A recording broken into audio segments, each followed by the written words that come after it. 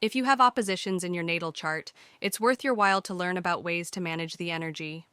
In digging around to research the topic, you might rightly become confused when you come across explanations that talk about a difficult relationship between the two, and that the way to overcome this tension is an eventual melding or blending of the energies of the two planets.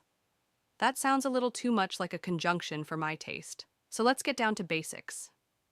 Oppositions are a direct line between two planets 180 degrees apart.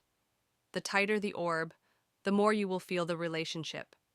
Besides the planets involved, the themes of the houses they reside in are also a focus. When one planet is working, the other isn't. Here's an analogy.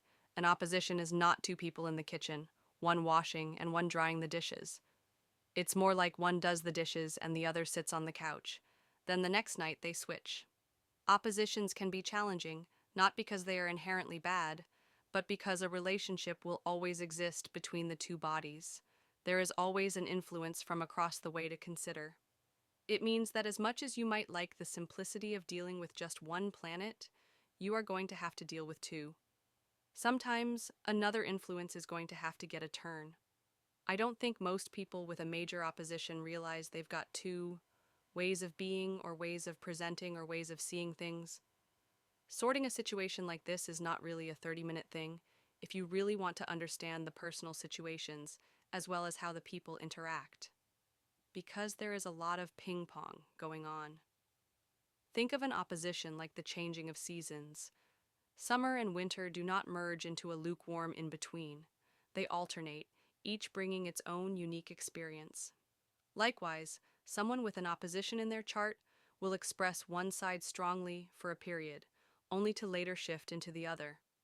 This doesn't mean inconsistency, it means being adaptable to the internal rhythm of your chart.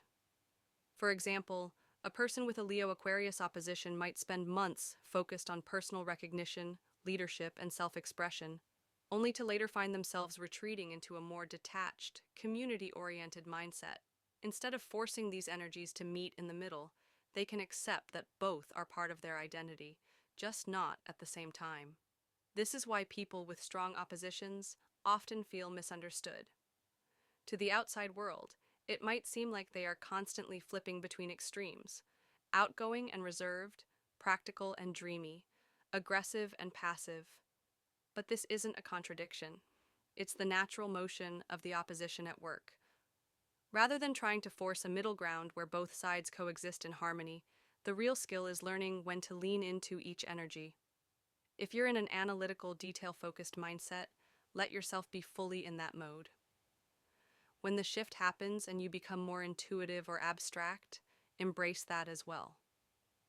Fighting against this cycle only creates internal tension. Understanding your opposition means accepting that you will never be just one thing.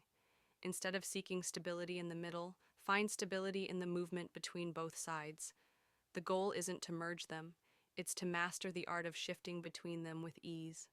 If you learned something watching this video, please like and subscribe for more content.